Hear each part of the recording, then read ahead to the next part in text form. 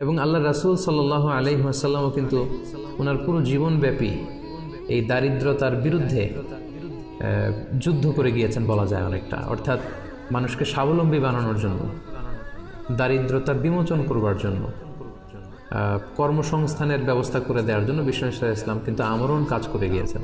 এবং তিনি নিজেও ব্যক্তিগতভাবে দারিদ্রতা থেকে আল্লাহ তাআলার কাছে পানাহ চাইতেন। সুনানে আবু দাউদের একটি হাদিস আমি এখানে উল্লেখ করতে চাই যে আল্লাহ রাসূল সাল্লাল্লাহু আলাইহি ওয়াসাল্লাম প্রায় এই দোয়াটা পড়তেন যে আল্লাহুম্মা ইন্নী আউযু বিকা মিনাল ফাকরি ওয়াল কিল্লাতি ওয়াল যিল্লা। এর মানে হচ্ছে, হে আল্লাহ, আমি দারিদ্রতা থেকে আপনার কাছে পানাহ চাই, আমি স্বল্পতা থেকে আপনার কাছে পানাহ চাই, আমি লাঞ্ছনা থেকে আপনার কাছে পানাহ চাই। যে আল্লাহুম্মা ইন্নী আউযু বিকা মিনাল ফাকরি ওয়াল কিল্লাতি ওয়াল যিল্লা। তার মানে দারিদ্রতা এটা চেয়ে নেওয়া যায় না আল্লাহর কাছে, বরং এটা থেকে পানাহ চাইতে হয়। এবং এটা থেকে কিভাবে আপনি দারিদ্র সীমা থেকে উপরে উঠে কিভাবে নিজের ভাগ্যের